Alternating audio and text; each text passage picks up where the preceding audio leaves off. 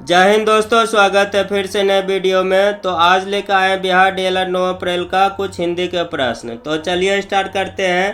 पहला प्रश्न में है, मात्रा के आधार पर स्वर कितने प्रकार के होते हैं? तो इसका राइट आंसर है ऑप्शन नंबर ए, 2 प्रकार के। कितने प्रकार के होते हैं? 2 प्रकार के।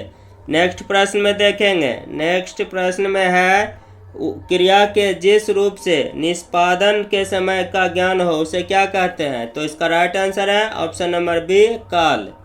अब अगला प्रश्न में देखेंगे। प्रश्न में दिया हुआ है, मुख्य रूप से समास कितने प्रकार के होते हैं?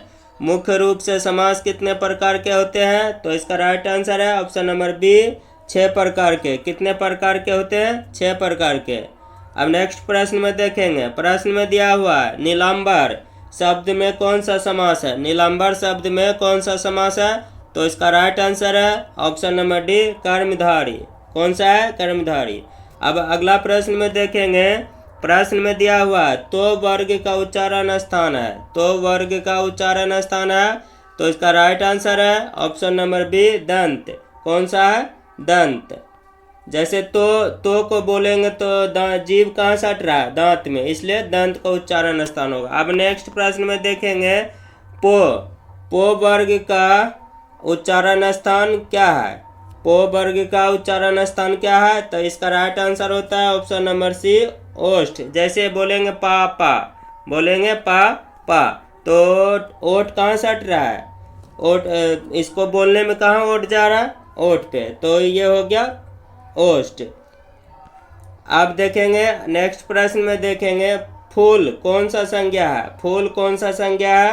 तो फूल है जातिवाचक संज्ञा। क्या है? जातिवाचक संज्ञा। इसी में बोलेंगे गुलाब। गुलाब कौन सा फूल है? तो क्या बोलेंगे? कौन सा संज्ञा है? तो इसको क्या बोलेंगे? व्यक्तिवाचक। सिर्फ गुलाब का नाम आएगा। इसमें क्या बोला है? फूल। इसमें जितना फूल होता है सारा चीज आएगा। तो ये हो गया जाति, मतलब जाति हो गया ये। अब नेक्स्ट प्रश्न में देखेंगे, सोना कौन सा संज्ञा है? सोना कौन सा संज्ञा है? तो इसका राइट आंसर है ऑप्शन नंबर सी, द्रव्यवाचक। कौन सा है? द्रव्यवाचक। अब नेक्स्ट प्रश्न में देखेंगे। नेक्स्ट प्रश्न में है, तुम जा रहे हो कौन सा काल है? तो इसका राइट आंसर है ऑप्शन नंबर ए, वर्तमान काल। कौन सा है? वर्तमान काल। याद रखना है, जिसमें रहा है रहा हूँ, ये सब लगा रहे वो होता है वर्तमान काल। अब अगला प्रश्न में देखेंगे, पाप पुण्य कौन सा समास है? पाप पुण्य कौन सा समास है? तो इसका राइट आंसर है ऑप्शन नंबर सी, द्वंद्व। कौन सा है? द्वंद्व। जिसको एक साथ बोला जाएगा उसको द्वंद्व। जैसे माता पिता, भाई बहन, ये सब कौन सा हुआ? द्वंद्व समास। अब नेक्स्ट प्रश्न में देखेंगे। प्रश्न में दिया हो, यदि तुम चलो तो मैं भी चलूं, कौन सा वाक्य है? यदि तुम चलो तो मैं भी चलूं, ये संकेत दे रहा है। तो ये हो गया संकेतवाचक वाक्य। कौन सा है? संकेतवाचक वाक्य।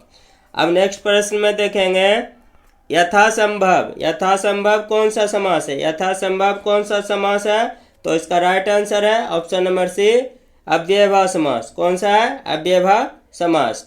अब नेक्स्ट प्रश्न में देखेंगे। प्रश्न में है, रचना की दृष्टि से शब्द के कितने भेद होते हैं?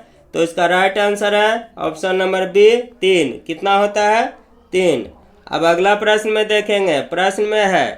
प्रश्न में दिया हुआ, पेड़ से फल गिरा, इस वाक्य में किस कारक की विभक्ति हुआ? तो इसका राइट आंसर है ऑप्शन नंबर बी, अपादान। कौन सा है? अपादान। देखेंगे जिसमें जुदाई का बोध हो उसे अपादान कारक कहते हैं। जैसे पेड़ से पत्ता गिरेगा तो फिर वो वापस नहीं जा सकेगा, तो इसमें क्या हो गया? अपादान कारक। अब नेक्स्ट प्रश्न में देखेंगे। प्रश्न में दिया हुआ है, माँ ने बच्चों को सुलाया, इस वाक्य में किस कारक की विभक्ति है? तो इसका राइट आंसर है ऑप्शन नंबर बी, कर्म कारक। कौन सा? माँ क्या किया अभी? कर्म। किसको? बच्चों को सुला के। तो इसका राइट आंसर होगा कर्म।